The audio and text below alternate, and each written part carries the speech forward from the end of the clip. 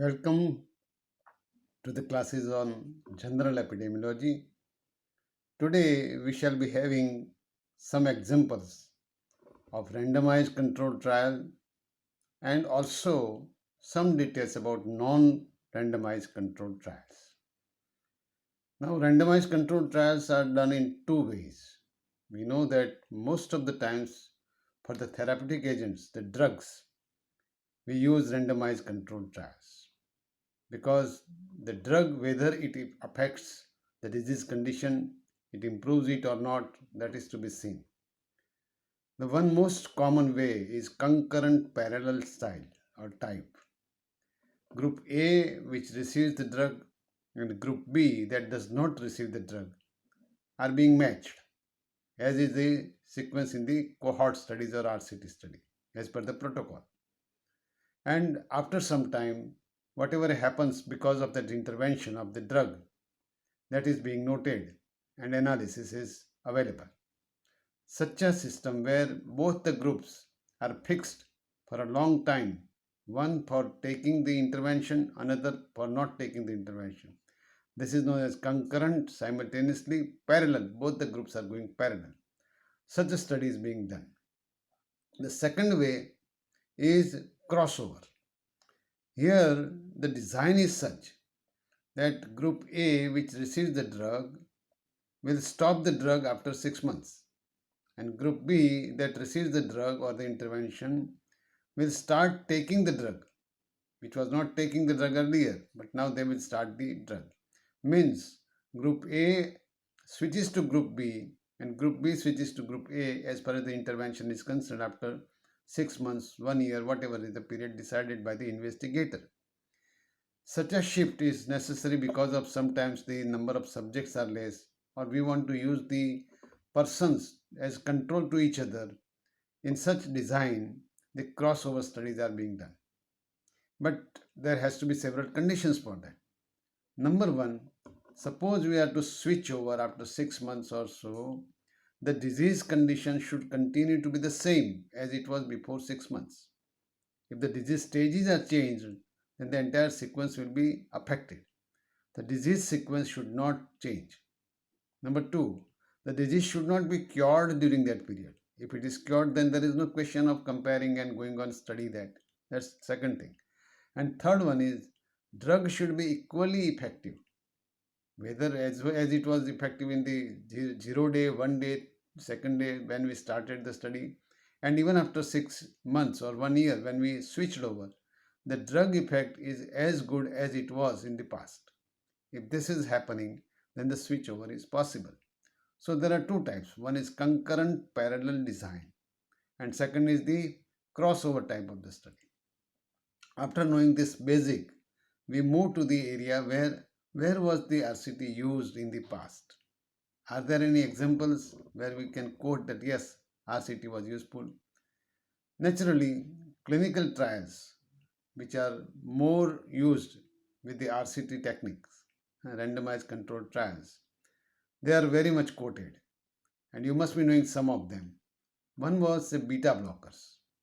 Beta blockers is a group of drugs that is used for reducing the mortality in patients once they are affected with the myocardial infarction. This was studied with RCT. Second, the similar type of the very well-known example is folates. Folates are used for prevention of the neural tube defect in the newborn, and prevention measure with folates was again studied by RCT. Third one was aspirin, again a well-known example, aspirin, that reduces the cardiovascular mortality. That was also studied with RCT, isn't it? So folate, aspirin, beta blocker, these are well-known examples for a medical student. Beta carotene was also studied for reduction of the carcinoma, cancer incidence. And one more example is coronary bypass, whether it helps in prevention of myocardial infarction or not. That was also studied by RCT. Sometimes RCT may not be studied by the blinding. We have talked last time about the double blind, triple blind. But suppose tonsillectomy is done, Now that cannot be blinded because person who has undergone the tonsillectomy, he knows what has been done to him. That's why most of the times RCTs are done with a double blind study and they have given wonderful results in the clinical field. Particularly, the effectivity and efficiency of the therapeutic agents have been well established through RCT. The second field of work for RCT is preventive trials. In preventive trials, vaccines is the obvious example.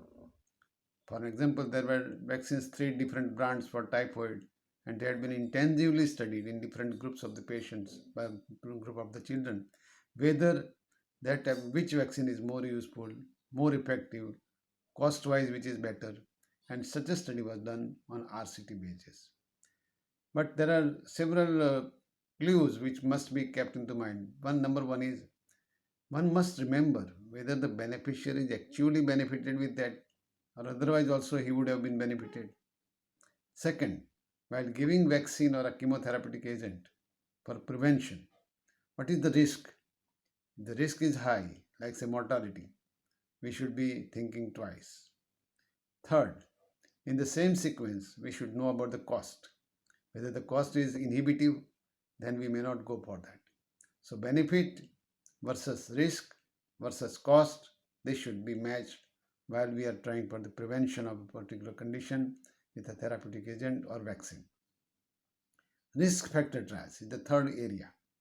One was the clinical trial, second was the preventive trial, third one is the risk factor trial. We know that in a condition like coronary heart disease, there are several risk factors. Sedentary life is risk factor, cholesterol is risk factor, high blood pressure risk factor, smoking is a risk factor. So out of this wave of causes, so many associations, which association is more effective or which association is more responsible, that should be identified by finding the associations with the help of RCTs. Such studies have been done intensively, and that's why we know that these factors are contributing to the coronary heart disease. WHO had a study in the same line for the risk factors. They studied for the clofebrate. Clofebrate was responsible for reducing the cholesterol. Yes, it was a double-blind study. It was a randomized study. It was a multicentric study. Everything was good. The result was also good that yes, it lowers the cholesterol. But then it was found that the mortality rate in the experimental group was high, about 25% high. So this is very important in RCT. You need to know the benefit as well as the risk. Fourth type is suggestion type. Suppose the smokers, they stop smoking, it will be a suggestion. Or somebody who is given a drug, the drug is stopped, it's a suggestion. So suggestion also leads to some outcome which is either useful or harmful. Such a study, for example, those who are smokers, they stop cigarette smoking and they do not undergo the lung cancer. They do not be affected with they are not affected with the lung cancer. That can also be a study. Again, I remind that while we are doing something, introducing some action or intervention, it may be for addition of a factor or deletion of a factor. Similarly, suggestion trials are also possible. One more trial is to try to identify the etiological agents. We may, through RCT, identify the etiological agent. For example, there was a good study. Retrolental fibroplasia was known to be responsible for blindness in the premature babies. It was almost known that yes, those who have retrolental fibroplasia RLF will have blindness. Later on, it was studied that those children who had been given oxygen therapy in the early days during labor or immediately after that, those children compared with the other children who were not given the oxygen, unfortunately, those who were given oxygen intensively, they had retrolental fibroplasia. That means the responsibility goes to the oxygen therapy rather than RLF. And once it is known, this situation was improved accordingly. One more area where the RCT is working is evaluation of the health program or health event or health services, because we have limited resources in most of the countries, and with those resources we need to prioritize. This was done in the chemotherapy in India for the tuberculosis. We were giving the tuberculosis therapy, but compliance was very less. How to improve the compliance? We studied it by the DOTS, directly observed therapeutic short term chemotherapy. DOTS was very successful and has been very successful, and that study gave an idea that yes, if we reach to the patient in time, the tuberculosis treatment can be useful for most of the patients, and we can almost control tuberculosis to the larger extent. So that was in the area of the health services. All these are very important areas where we have been working, and we can again refer. There were the clinical trials, there were preventive trials, there were risk factor trials, there were suggestion trials, there were trials for finding out the etiological factors, and there were trials for evaluating the health services. After talking so much about the RCT, knowing the examples also, we will talk about the non-randomized trials. The question will come, when we are putting so much emphasis on randomization, why non-randomization? And this is because sometimes the ethical issues come up. For example, somebody is smoking and we are observing them. But to make someone smoking and observing him for the lung cancer is unethical, isn't it? Similarly, we cannot introduce something lethal to somebody and observe them. In such a situation, we cannot go with the non-randomized controlled trial, randomized controlled trial. Ethical problems will be there, administrative problems will be there. Similarly, suppose we are doing something to the community, a community which had low fluoride levels in the water. So the government applied the water fluoridation plant. Now we cannot make the community divided into two parts. Those who are receiving the fluoridation plants services, those who do not. Because everybody should get. Not giving fluoride is a deprivation of the community, which is unethical. And that's why such a control study cannot be done. Third one is, suppose disease is rare and we want to observe it. We want to try it in natural history, like say carcinoma of the cervix. What happens that one needs to follow up hundreds of the patients for many years, maybe a decade. This will be almost impossible. And that's why the comparability will also be reduced, because with the passage of the time the patients will be missing and we will have to observe for many years. This is not possible. So the feasibility of the study is minimum. We may not go for the RCT in such issues. What to do? We are going for the uncontrolled trials. Uncontrolled trial. It seems a little bit odd, but the fact remains that we can use the control in terms of the past tense. Surprising how we started having pap test for identification of the CA cervix, and we see in the past that when there was no pap test, how many persons were affected with the carcinoma cervix, compared to after the introduction of the pap test, how many persons are now having carcinoma cervix. And you will find there's a real difference, and this difference itself is because of the pap test. And what more RCT is required for that? That's why this is known as the uncontrolled trial. What happened in the past is viewed in the present tense. This is known as the historical control.